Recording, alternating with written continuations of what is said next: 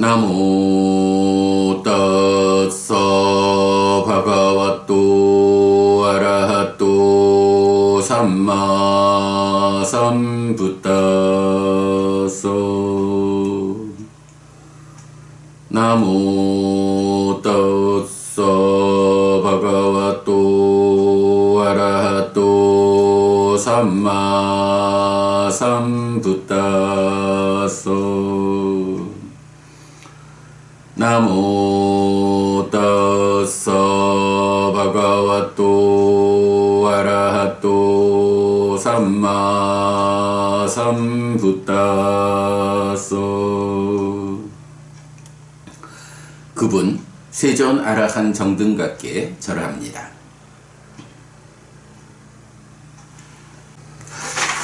네, 법구경 우리 지금 14번째 품 붓다 왔고 부처품의 개성들 공부하고 있는데요. 어저께는 중요한 주제지만 5개의 개성을 짧은 시간에 공부할 수 있었고요. 어쨌든 소유의 삶이라고 하는 것은 문제가 있기 때문에 하늘에서 누리는 소유의 삶이라 해도 현명한 사람은 좋아하지 않는다. 잘 배운 성스러운 제자, 정등각의 제자는 소유의 삶을 극복하고 존재의 삶을 극복해서 벗어나 실현되는 해탈된 삶, 바로 그 해탈된 삶 열반의 실현을 위한 가래의 부서짐을 좋아한다. 그것이 참으로 의지처에 온 것이고 모든 괴로움에서 벗어나는 것이다 라는 부분 보았고요. 자, 오늘 193번 개성입니다. 둘라보 뿌리사 잡녀 나서 삿바타 자야띠 야타서 자야띠 뒤로 땅구살랑 수카메다띠.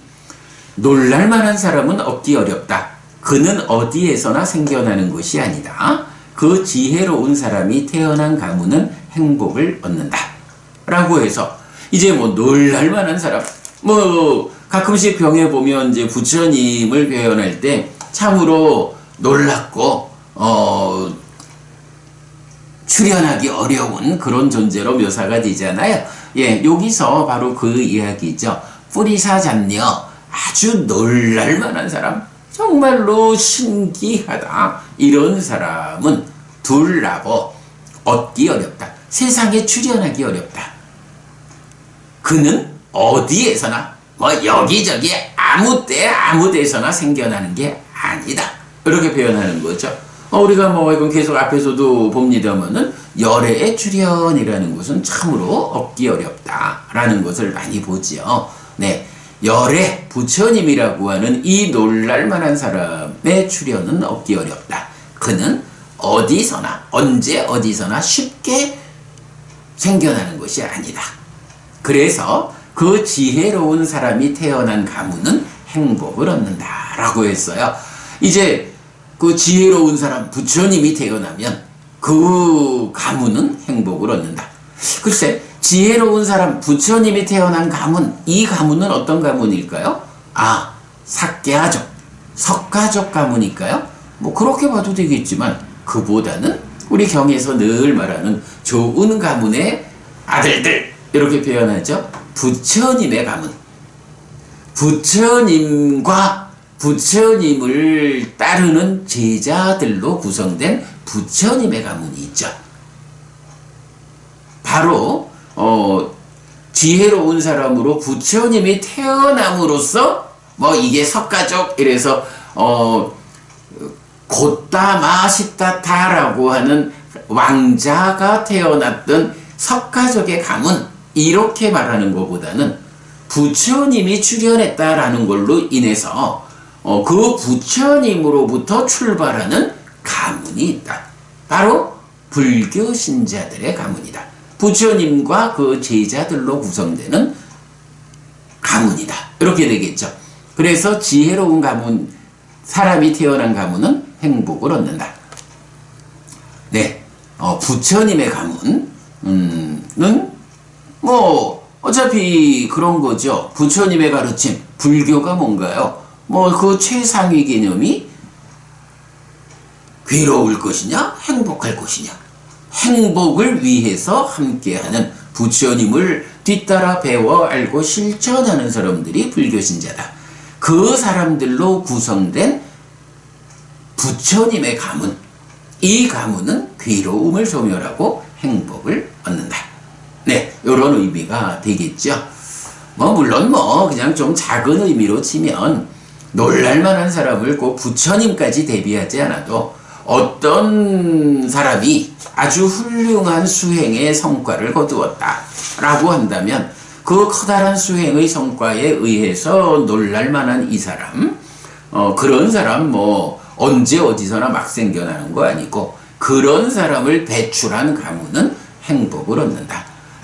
우리 가문에서 참 훌륭한 스님이 나오셨어. 이 훌륭한 스님을 배출한 우리 가문의 공덕, 그래서 우리 가문에는 어려움이 줄어들고 행복이 늘어난다. 이렇게 작은 의미로도 말할 수 있겠지만, 그보다는 놀랄만한 사람 얻기 어렵다. 누구냐? 부처님이다. 이 부처님이 태어난, 부처님으로부터 시작되는 부처님의 가문, 우리가 바로 부처님 가문에 속한 후손들이죠. 이 부처님 가문은 행복을 얻는다. 이렇게 말하는 거고요. 자, 이어서 194번 개성입니다. 수코 붓다나 묵바도 수카 삿담마 대사나 수카 상가사 사막기 사막가낭 따뽀 수코. 부처님들의 출현은 행복이고 정법의 선언은 행복이다. 상가의 화합은 행복이고 화합한 자들의 종교적 삶은 행복이다. 이렇게 이제 194번에서 부처님의 출현이 행복이다. 이렇게 말하니까 앞에 193번에서 놀랄만한 사람 얻기 어려운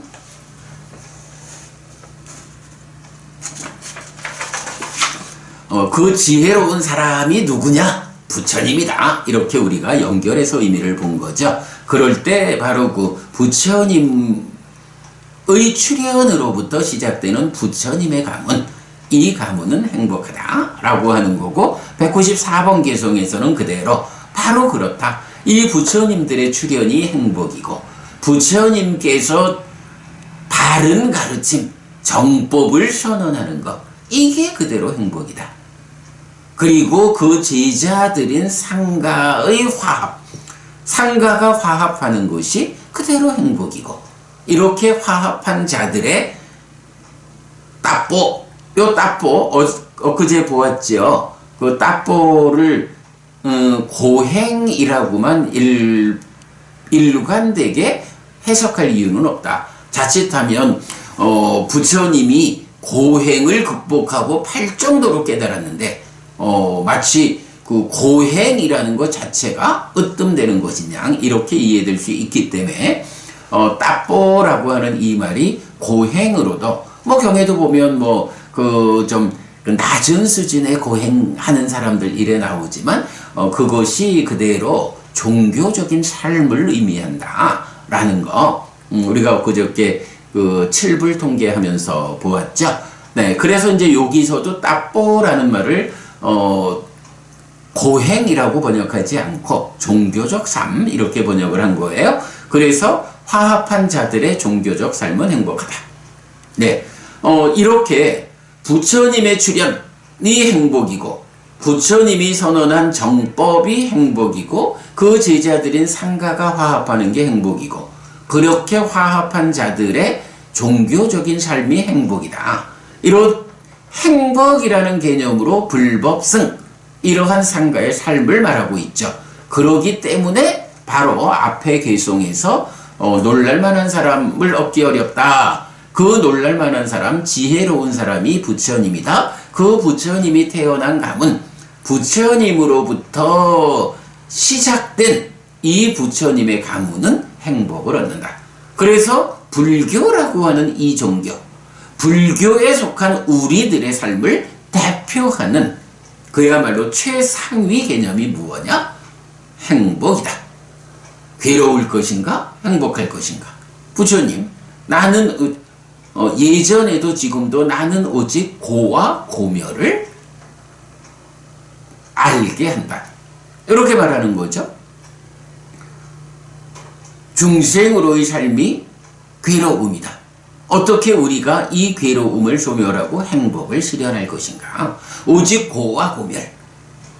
불교는 그 최상위에 괴로울 것인가? 행복할 것인가? 라는 이 행복을 위치시키는 것이다.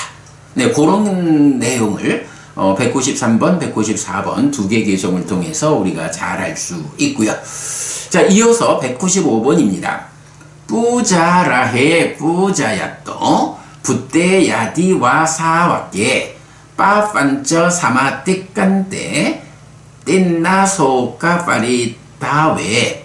만약 망상을 넘어서고 슬픔과 비탄을 건넌 존경받을 만한 부처님의 제자들에게 예배하는 사람에게 어떤 사람이 예배를 해요. 누군가를 존경해서 예배를 하는데 누구에게 예배하느냐? 부처님의 제자들에게 예배한다. 우리가 이제 앞에서 독성집 하면서 위없음경 이럴 때 보면 뭐 섬김의 위없음 이런 부분도 나오고 하는데 이제 그런 개념이죠. 그럴 때 이 부처님의 제자들이 누구냐라고 하니 빠빤자라고 하면 뭐 희론, 망상 이렇게 번역되는 말이죠. 사유의 확산 요런 망상을 넘어서고 누가? 부처님의 제자들이 망상을 넘어선 부처님의 제자들 또한 슬픔과 비탄을 건넌 부처님의 제자들 그래서 존경할 만한 이런 부처님의 제자들에게 예배하는 사람 그에게 이런 얘기죠.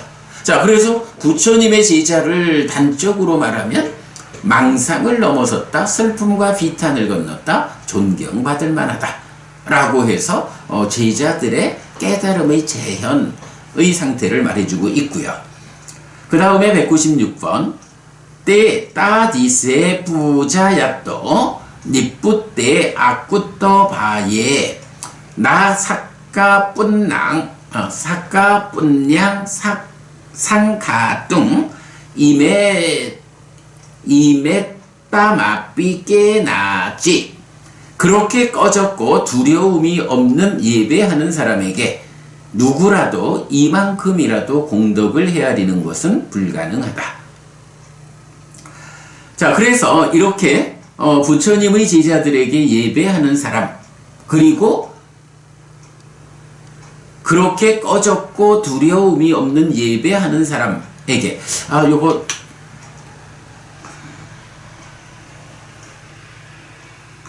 꺼졌고 두려움이 없는 부처님의 제자들에게 요게 이제 195, 196이 연결된 개성이어서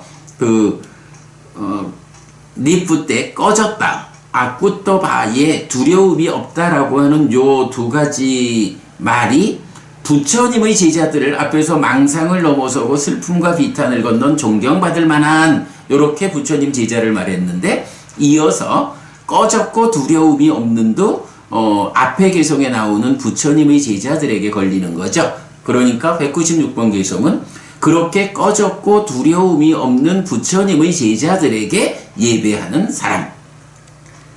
이런 사람에게는 누구라도 그 공덕이 생기는데 이만큼의 공덕이 생겨요 라고 그 부처님의 제자들에게 예배하는 사람에게 생겨나는 공덕을 이만큼이요 라고 그 크기를 헤아리는 것은 불가능하다.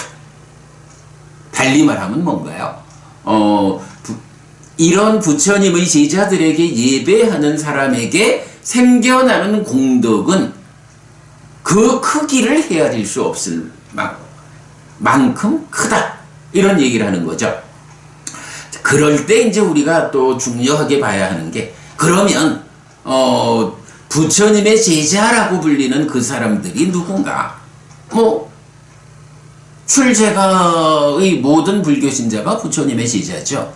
그렇게 보아도 되고 아니면 그래도 또 제가 신자의 입장에서는 출가자인 스님들이 부처님의 제자로서 내가 예배해야지 요렇게 출가자를 볼 수도 있고 그렇죠.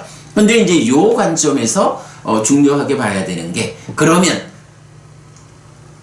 가사만 입고 있으면 다 부처님의 비구 제자냐? 비구니 제자냐? 가사만 입으면 다 그렇게 우리가 예배만 하면 거기서 생겨나는 공덕을 이만큼이라고 헤아릴 수 없이 큰 공덕이 생겨난다? 이렇게 말해야 되느냐? 아니라는 거죠. 지금 두 개의 개성에서는 부처님들의 부처님의 제자들에게 예배하면 이렇게 그 공덕의 크기를 헤아릴 수 없이 큰 공덕이, 그러니까 크기를 헤아릴 수 없이 큰 공덕이 생겨난다. 이렇게 말하는데, 그 부처님의 제자들을 어떻게 표현하고 있느냐? 망상을 넘어선 사람들, 슬픔과 비탄을 건넌 사람들, 존경받을 만한 사람들, 꺼진 사람들, 두려움이 없는 사람들. 네, 그렇게 지금 5가지 관점에서 말하고 있지만, 이 5가지 관점을 하나로 묶어서 말하면 뭔가요? 네, 성자들, 벗어남의 영역에 들어선, 그래서 해탈된 삶을 실현하는 이런 성자들, 완성되기로는 아라한인 제자 이렇게 말할 거고요. 조금 확장하면 사상팔배의 성자, 그 아라한을 향해서 가는 벗어남의 영역에 들어선 예류자, 일레자, 불안자를 포함한 아라한, 사상팔배의 성자들. 그래서 우리가 삼기의를 할 때 어떻게 하나요? 의지처인 부처님, 의지처인 가르침, 의지처인 성자들, 이렇게 표현을 하잖아요. 여기서는 하여간 그냥 부처님의 제자 모두를 말하는 건 아니죠. 앞에서 말한 부처님의 가문은 행복을 얻는다라고 하면 사부대중 모두를 포함한 부처님의 가문이 되지만, 이렇게 부처님의 어떤 제자분들에게 예배할 때 그 크기를 가늠할 수 없는 커다란 행복이, 공덕이 생겨나느냐라고 할 때의 부처님의 제자들은 그저 머리만 깎으면 다